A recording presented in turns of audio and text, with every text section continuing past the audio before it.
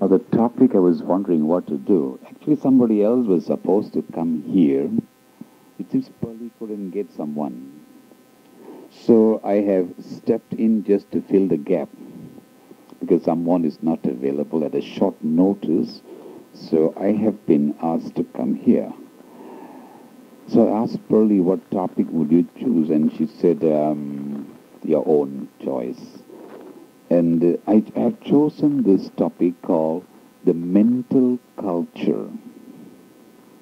I hope it will be an appropriate topic for those who are struggling more earnestly than other people. Everybody says they are struggling, but some struggle harder than the others. And I think our WAVE group here seems to be the only group that I can think of who is really, truly and earnestly struggling on this path. So I thought it will be a very appropriate thing to talk on this or to discuss or to reflect on this topic called mental culture. Now we got to examine this topic. What is mental culture? And therefore I would pause in between, and if you have something to say, you are welcome. Now, every time we send a child to school, what do we say? To be educated. Because no other animal goes to school to be educated. Only the human beings go to schools, colleges, universities, and centers of learning to be educated, where they're taught to learn to read, write, speak, communicate, and so on. Now, at the end of all that, what do we see in the individual? Could you consider a person who comes out of the varsity a very cultured person? Certainly the answer is no. Certainly the answer is no. Particularly today, in this rat race, going to a school or any centers of learning like this, particularly secular learning, does not concentrate on mental culture. The emphasis is more on the intellectual training,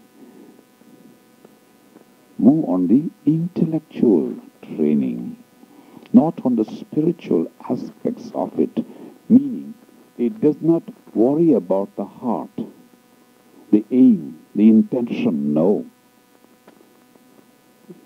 It has got nothing to do with a noble way of life. Purely the ability to calculate faster, to understand the world around him, which we call geography, or the world of physics, the world of biology, and so on, the world outside, the world of mathematics. Right? They've got nothing to do with the development of the feelings of a human being, the relationships, and so on. No, absolutely no. You might get a guy who comes out with a top degree, but he may be the most ruthless person. To be more honest with you, I had a roommate like that. I was sharing a room with another student from Malaysia while I was in London. He was one of the most intelligent students I've met so far. He had already finished a degree in Malaysia and he came over for a second degree. And we teamed up and, it was cheaper to live together. But one of those days he realized and he started sharing his views on me. He told me, my own father dreads me because I'm a wicked boy, he said. Only my mother, I'm afraid. My father, I think I can twist him around my finger, he says. Now, he loves that. And he was trying to preach to me how to run indecent and immoral activities. So quickly I found another room, I left him. Because I realized I cannot team up with him. And incidentally, I read in the papers he's in Singapore prison now. So you see, he was too bad. It was just bad he got caught. But he's an intelligent boy, very intelligent. He had the ability to grasp things very, very fast. He could get through an examination without going for lectures. He seldom goes for a lecture. So we must realize that has got nothing to do with mental culture. It is for this reason that I have now brought out this example.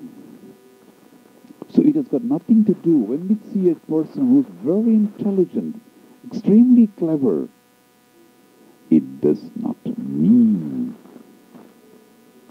that person is mentally cultured. That is the first distinction we have to make if we want to walk the path of wisdom. Mine is basically centered on wisdom, so I will only talk along this line.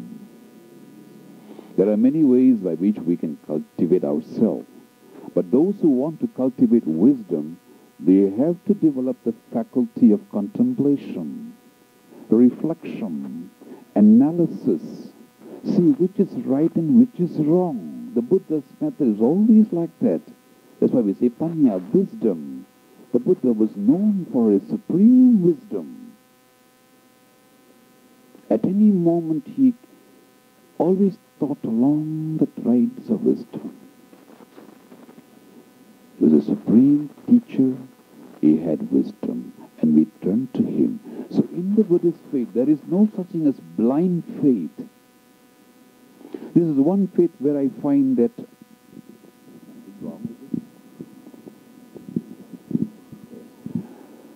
this is one place where we are told to think, told to analyze. Remember in the Kalama Sutta, what he says, even if your teacher tells you, don't accept it. Weigh it up very carefully. Reflect on it. Think about it for some time. Question yourself, is it a noble action or is it an ignoble action before you act on it? Tell me, is there any faith that tells you like this? No, certainly no.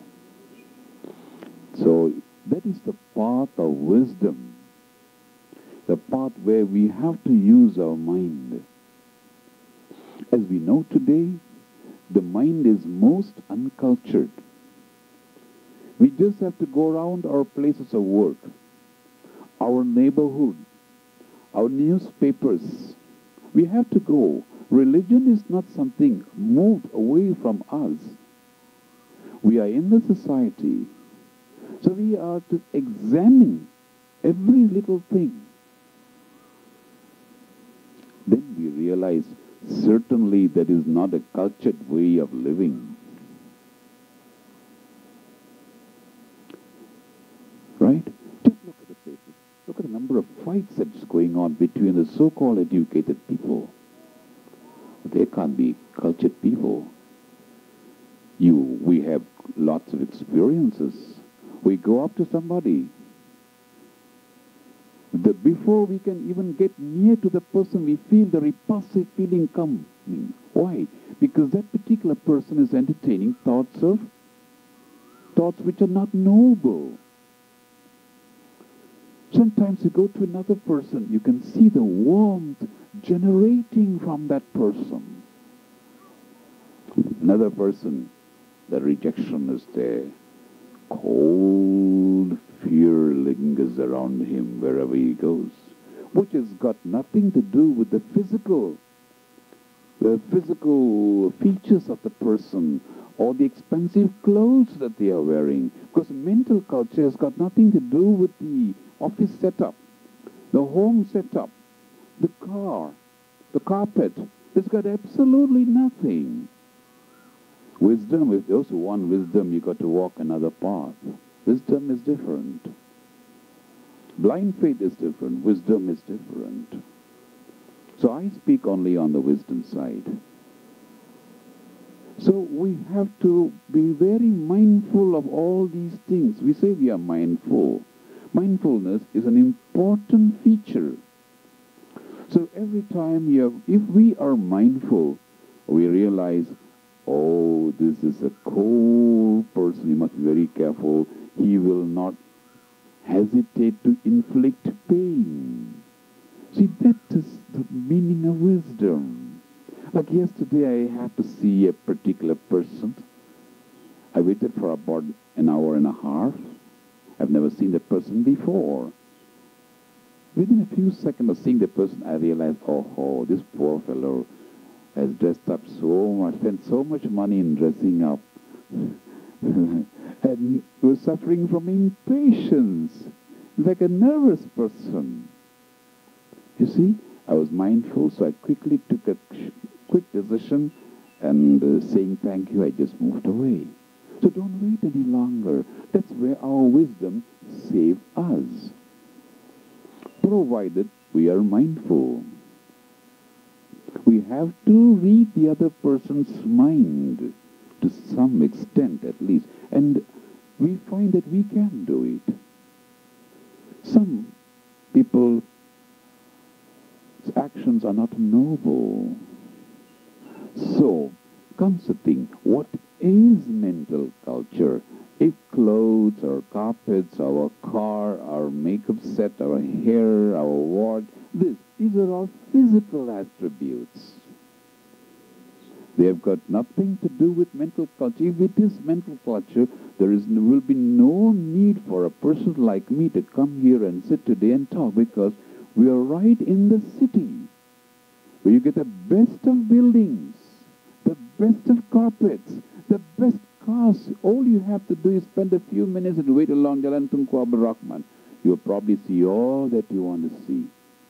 And yet, deep within the heart there, you'll find that emptiness nagging you. There is no friendship. There is no warmth. There is no love. There is no acceptance. This is what the society is suffering from, because there's no mental culture. Sometimes you just go to a very simple person, a person is living in a simple house. You see that warmth radiating from that person. That acceptance is there. The generosity is there. The love is there. These are some of the qualities of a cultured mind. So we must make a difference between a cultured mind and an uncultured mind. A very loud, authoritative, arrogant, conceited, I can go on many words, right? Has got nothing to do with mental culture. It is purely the expression of ego.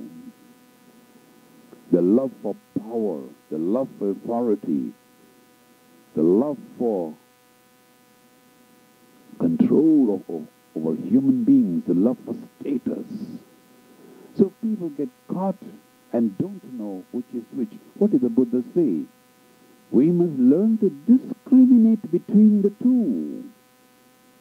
Lots of people read it in a book, yes. But when it comes to life, they don't know the difference. It's very different. Reading in a book is one thing. But when it comes to actual life, it's a very, very different thing.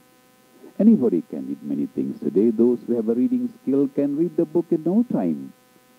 But that doesn't make a person a wise person. Otherwise, we'll be more wiser than the Buddha, because the Buddha didn't read much, We should be more wiser than him.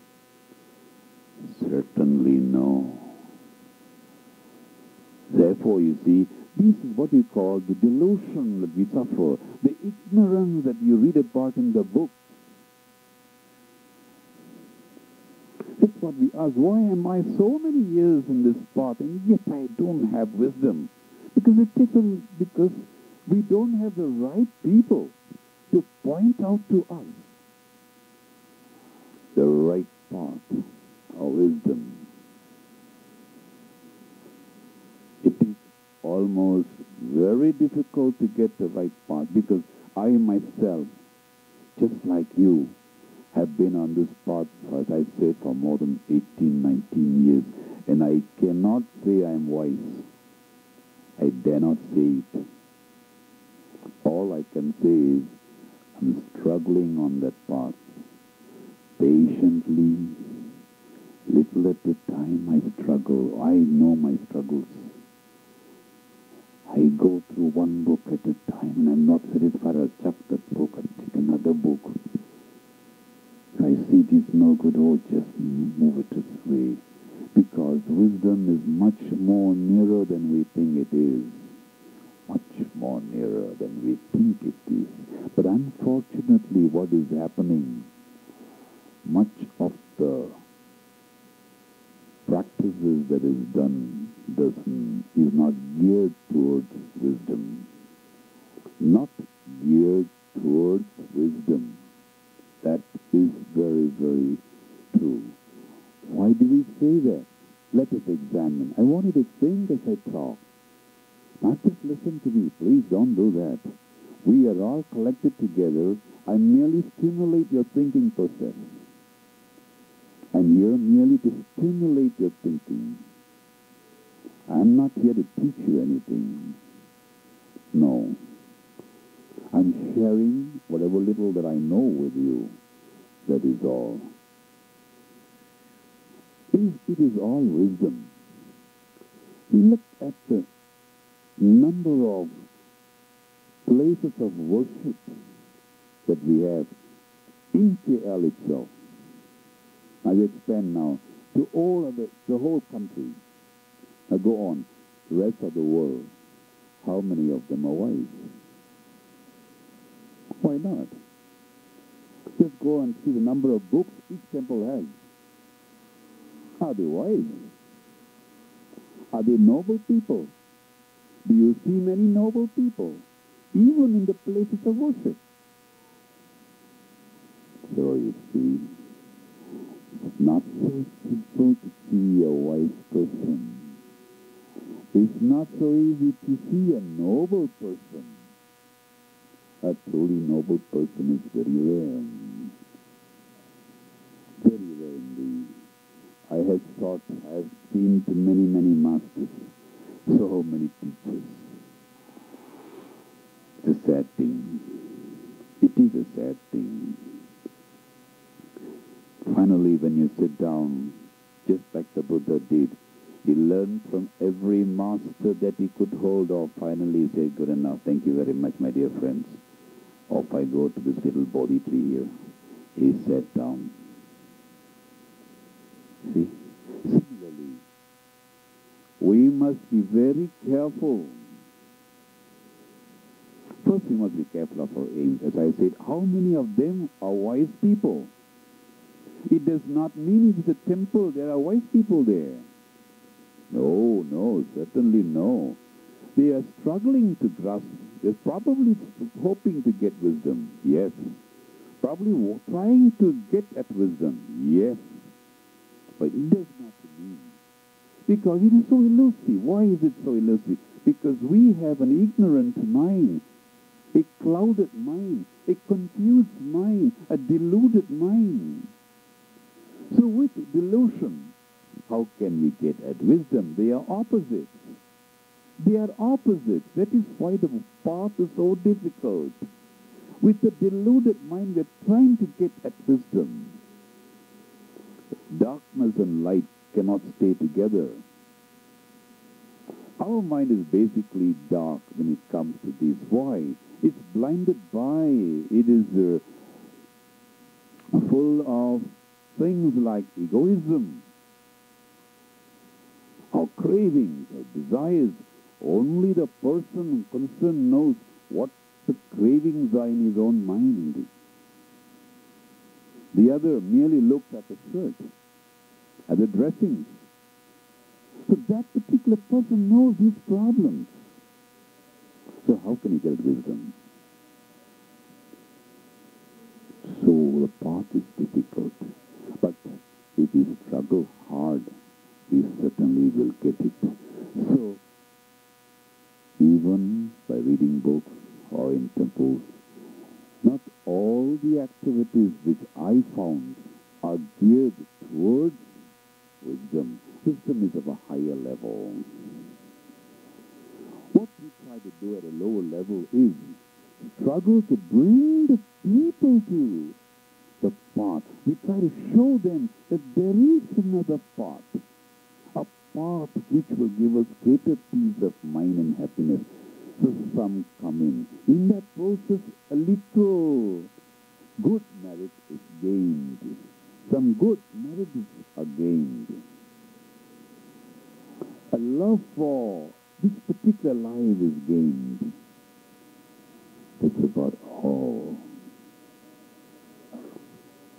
Otherwise, why after a sitting of wisdom, of meditation, a person gets up and blasts at the next person nearer to him? Why? Why? The mind is quiet, yes, because your legs are tight and you can't move and there's no one to shout at.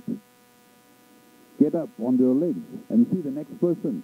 You blast the very next person who comes near to you. Where is wisdom there? Is there wisdom? No. We must be very honest in this part. The Buddha was a very honest person. My hermit friend with whom I trained for many years will always say, Mr. Lingam, wisdom is very different, Lingam. It's not far from common sense. And I have great respect for him. It's a very simple path. Unfortunately, what happens, people love rituals. People love rituals. Like traditions, customs, mystery, mythology. I too used to go for them in the early stages.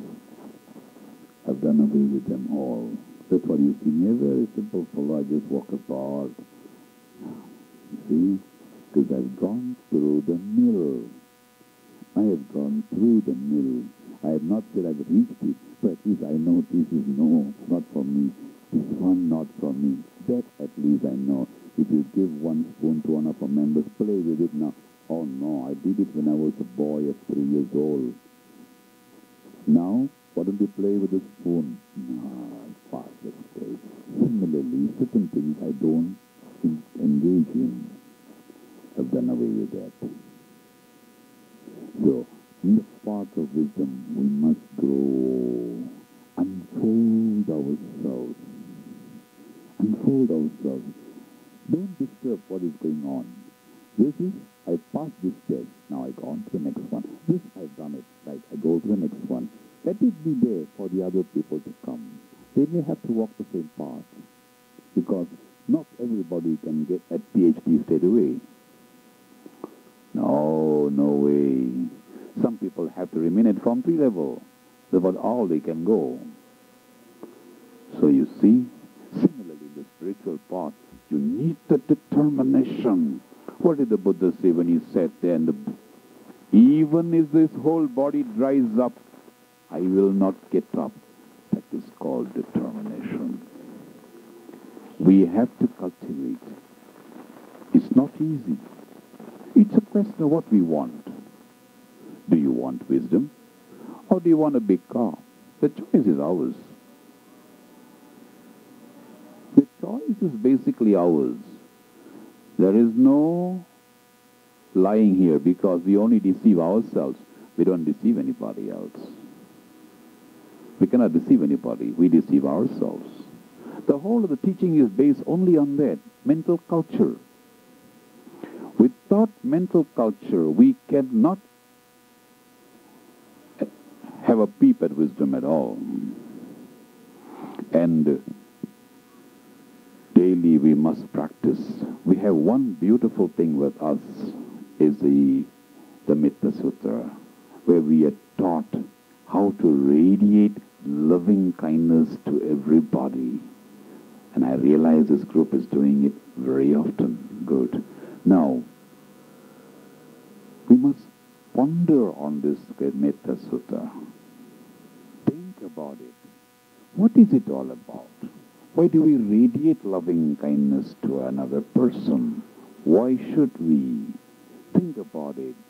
What is the meaning? Does it simply mean reciting the Karaniya Metta Sutta. Does it simply mean Karaniya Metta Kusalena Yantam Santam Padam Abhisamecha Sako Ujucha Sujucha Suvachocha Samudu Anatimani? Does it mean anything to me? With a nice feeling. Correct. It, for that moment, prevents the mind from engaging in wrongful thought. Very good. Therefore, we have gained something there. No, I don't say no. Now, we must use that to purify the mind at the same time, at all times. Now, that's where the next thing comes in. Purify the mind at all the time. Try and keep that mind in that condition, in that state, not just while reciting that. That's what we see people. How many years, Mr. have you been the temple committee? How many years have you been the temple committee? How many? Look at some of the people. Are they noble people? No, we don't mean wisdom doesn't mean anything to them.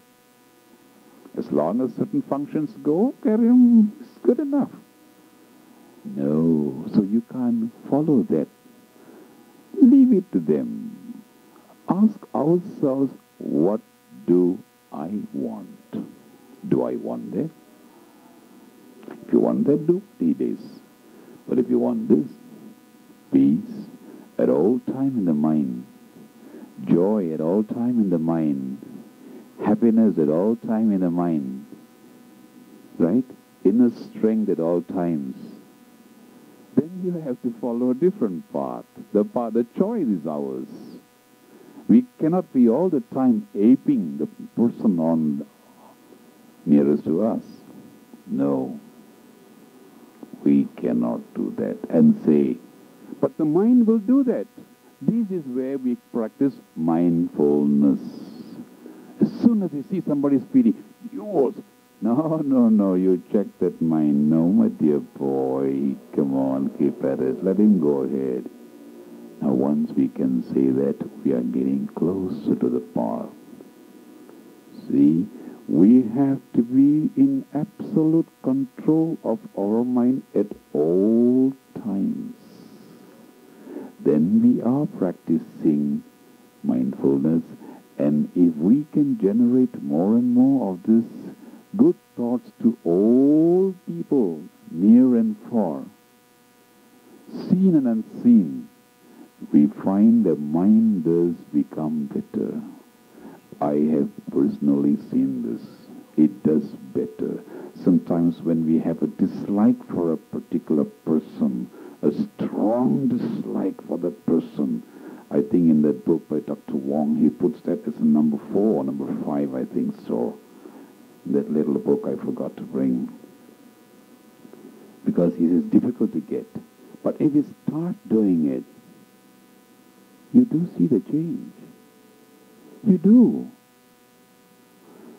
See the change in the other person. And what happens inside us? We also see the change coming in. Your heart doesn't palpitate more and more and seek that person, Mr. A. No. It's more peaceful, more calm, less agitated, less annoyed, less irritated. And that is called the path of mental culture. No point in saying, free us from egoism, lust, greed, anger, hatred, and jealousy. Not enough saying it. You see, everybody, some people pray every day. Free us from egoism, lust, greed, anger, hatred, and jealousy. They recite it. But they don't know what's the meaning of it. When jealousy is going to arise. The moment they say, let's put a small example. We recite, free us from egoism, lust, greed, anger, hatred, and jealousy. The next moment, we bark at the next person who's nearest to you. So these are, I'm trying to say words. We must go beyond the words. If true mental culture is going to come about in our mind, that is what the whole precept is all about. That's what the whole meditation is about. To remove the mental defilements and replace it with good things. The more we replace it, we find our entire life begins to change. Only then we ourselves will see the test. What the Lord said? By oneself, one does evil. By oneself, one removes evil. None can remove it for us. None can remove it for us. We, as the Dhammapada puts it, are the heirs to our own deeds. We are the heirs. None.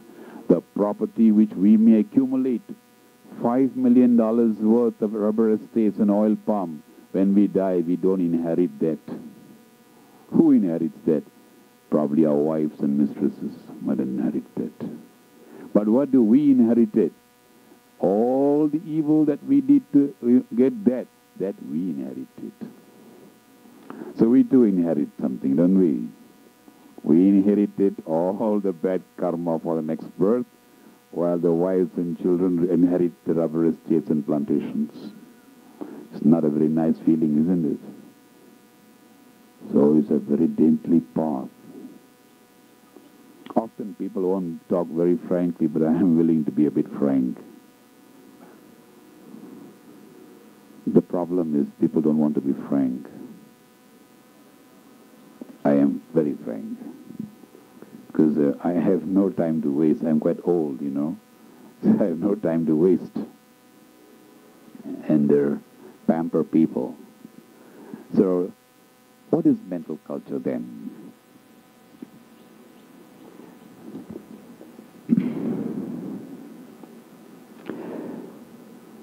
In trying to get about mental culture, as we go through the activities, we must at all times realize the removal of the bad and the replacing of the good, until finally the mind only thinks and operates on good things. That is mental culture. Not barking at people, not waging cold war with people, not being irritated with people, clinging on to, I am superior than you, he is inferior to me. You know? These are the defilements which destroys our peace of mind, which prevents good relationships. These are the defilements which destroys our peace of mind, which prevents good relationships, which prevents good relationships, which prevents us from communicating to each other, which prevents us from being warm to each other. How can we say we are mentally cultured? Trying to take unfair advantage of a person. As I said, those are very necessary to accumulate, yes. So we have to choose the path.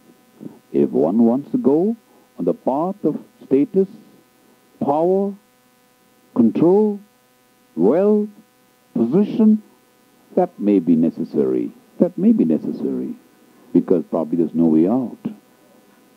But if our aim is this side, to go and grow in peace, joy, happiness, then I'm afraid we can't do that. The choice is ours. The choice is there. Here, there is choice. We're not condemned. Nobody is up there to say, you look here, my young man, you must do this. Nobody is telling us not to do or not to do. The choice is ours. In Buddhism, it says the choice is ours. But bear in mind at all times, you are the heirs of your own deeds. When we do good, good comes back to us. When we do bad, bad comes back to us. If we don't receive it tomorrow, we receive it some other time. That's all. That's the only difference. Either we receive it now or later in this birth or sometime in the next birth. When we can see so many people in this earth who are not so fortunate. Why? I would say we are very fortunate, at least, even though we are not so well endowed with wisdom, at least we have the urge to come to the temple and take to 8 precepts. Now that is something good. How many people can do that? Because of the good that is done is now attracting you this side, trying to attract you here, keep you here. Whereas another guy, the prison he finds more interesting because that's where he's being attracted to because of his past karma. He has to go there to the life of crime. He doesn't find this interesting. He finds it all a big joke, man. These guys, you have nothing better to do on a Sunday. See? He will not get the thing. What we call it, as my sage puts it, no karmic affinity. No karmic affinity. Unless we have something here, we will not be here. We must be very aware of these things. The subtle force that works, that is why you find there some people, immediately they get the rejection. Another person you feel like talking to, there is an affinity. So we cannot say we are not fortunate. We are fortunate. Just look at the number of people who have got no eyes, no legs to walk, locked up in the prisons for years, no taste for Dhamma. But we tell him, come, let's go in there, shoot some birds. He might like to come. He would like it more. Right? There's no interest here. So the interest has to be cultivated, generated and it's a very slow process of love for the disciplined life. So a cultured person, he begins to cultivate his mind, tries to do as much good as possible, because good is good for both. As you do good to him, you'll also receive good. Just imagine a small example. I'm a very practical man. I'll only give you practical things. If you want more complicated things, you've got to ask somebody else. Now, let us say we serve someone who comes to the house with warmth and pleasantness.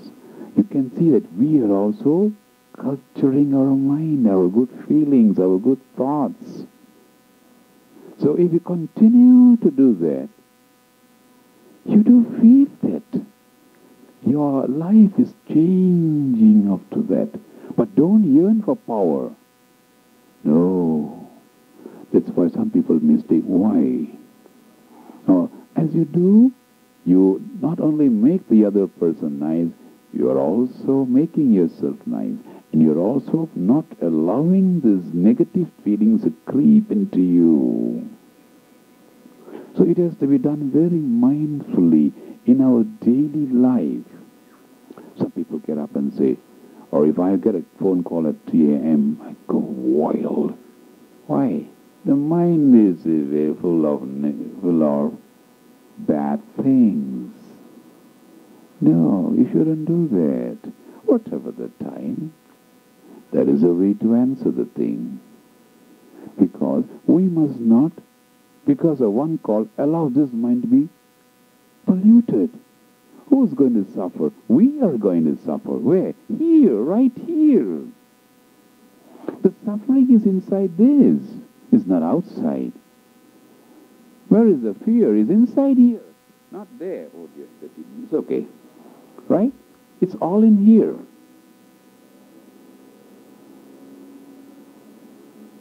So right in here lies all the problems. So at all times, we must be very careful not to pollute this mind of ours. Just because we see somebody else is lacking in understanding, lacking in tolerance, lacking in control of the ego, and so on and so on. But It's difficult for everyone. You, I, he, him, she, for everybody. But one thing we must be aware is to keep on practicing at all times. We have one advantage over the person who has not practiced what? Sometimes the mind runs away. You pull it backwards. Hey, come on, you made a mistake just now shouting back at that guy. So at least you come back quickly. Quickly come back. So over the period, over the years, we may improve control of the mind. That's what we have. We cannot say, why I got angry just now. Because we haven't purified.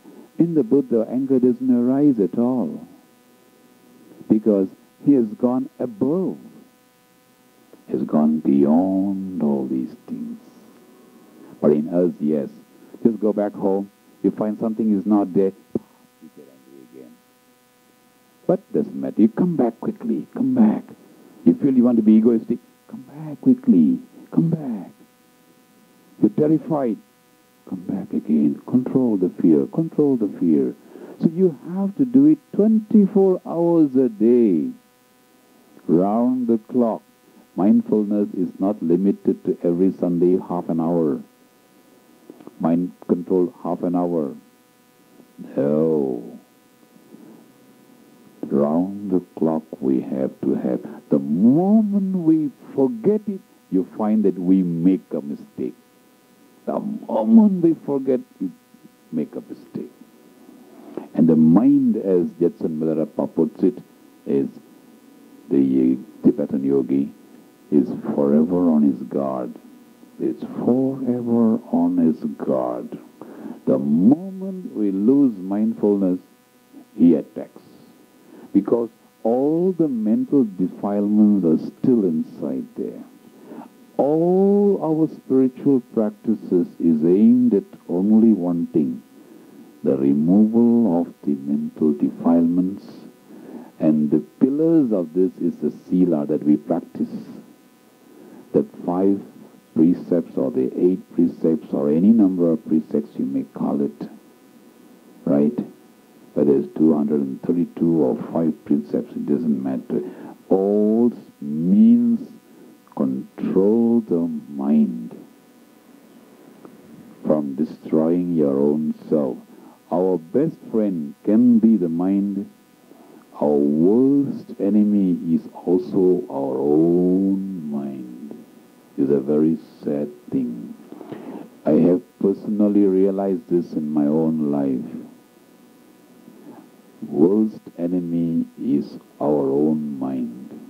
No one can do us so much harm as we, our own self, can do to our own self. Let us take a good example. I think it is in this book also, you can see that.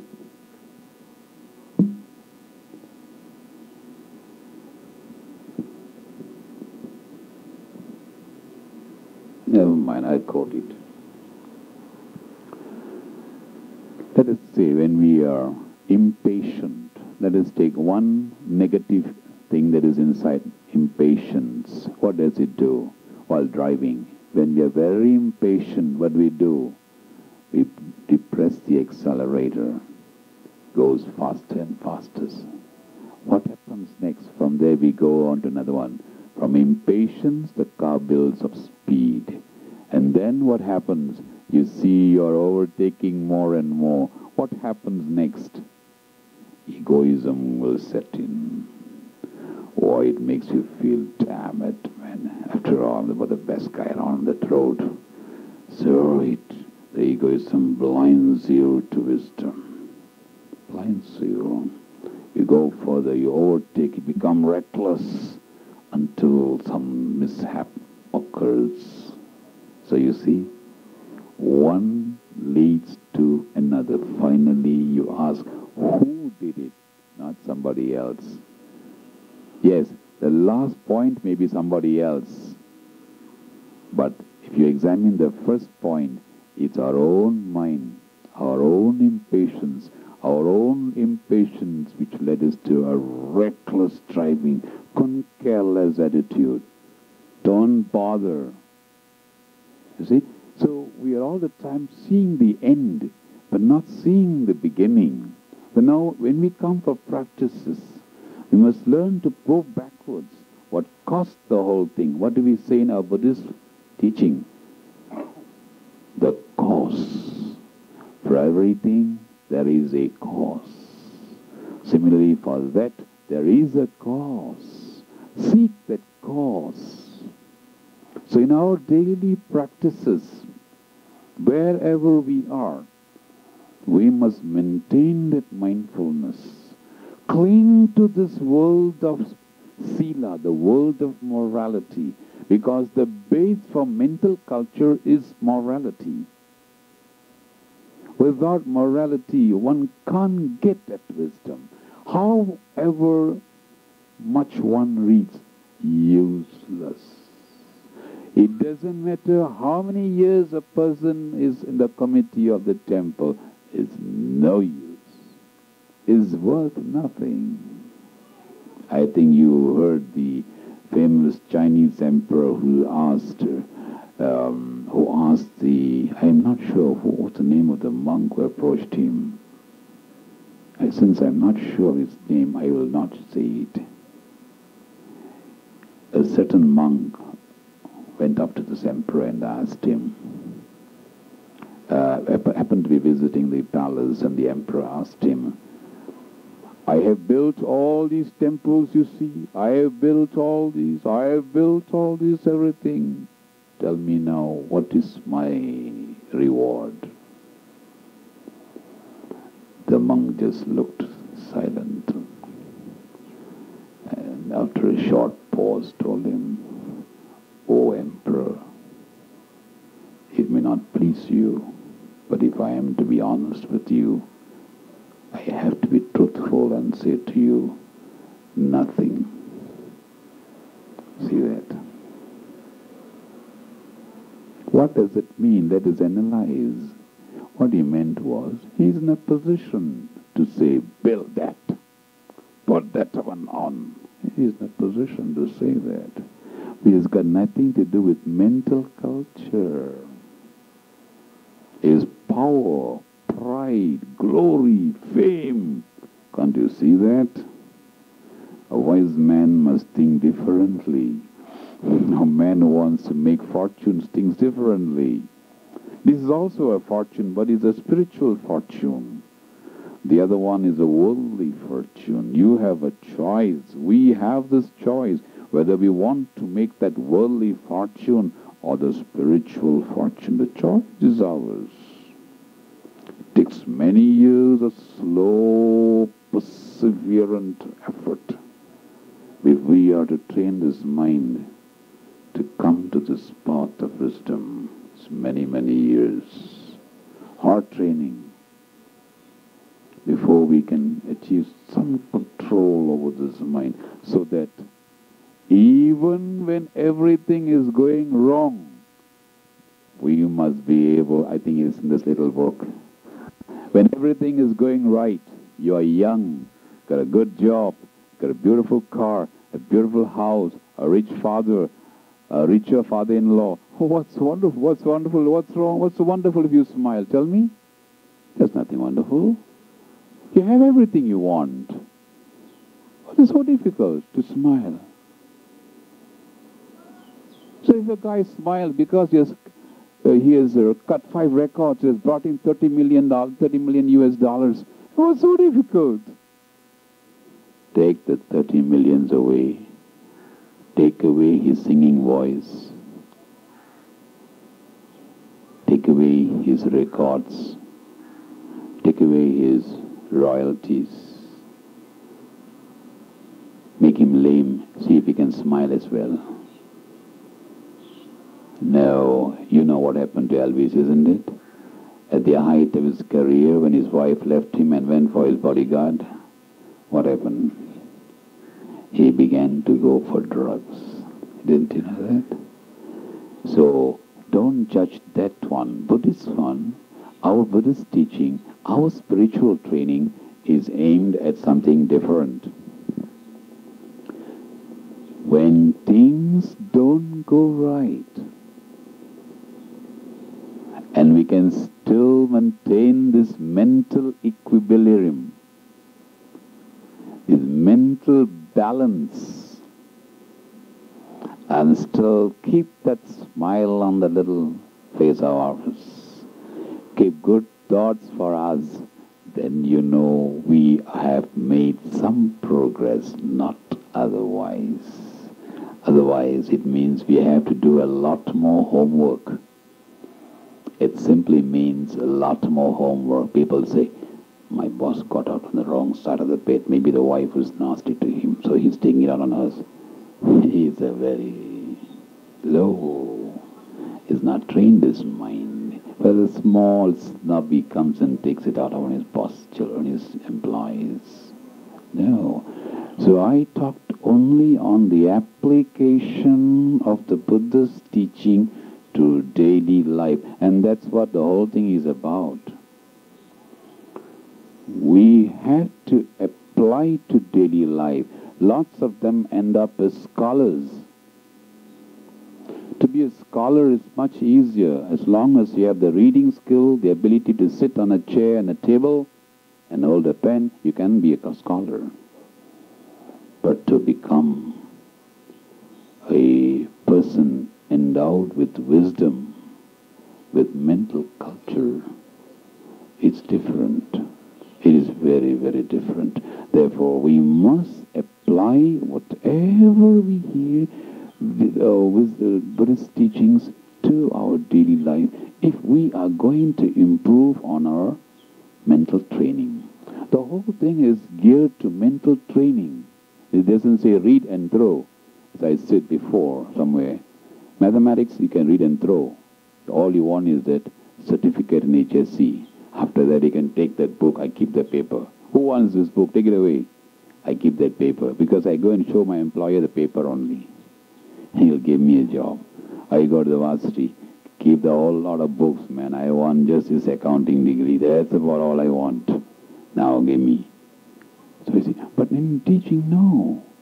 There's a difference here. You apply it to your own life every second of the day. Because you are this driver. Just like the car is driven by us, we drive our own mind.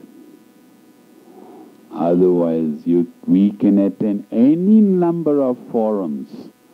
We only multiply variety, not grow in wisdom. Remember the Buddha said, the ox too grows old, my dear, but not in wisdom. The Buddha has said everything is Nitamapada. The ox too grows old, he said, but not in wisdom. So let it not happen to us. We too grow old, but not in wisdom. No use. Let us make an effort. Doesn't matter how many times we fail to control this demon called anger. Anger is a terrible fellow. It lives right in us, not outside. Impatience is inside us. Arrogance is inside us. Conceit is inside us. And I can go on like that. I'm sure you know all of the things. They're all very bad defilements. They are the ones that is going to destroy our peace. Our peace is going to be shattered by this.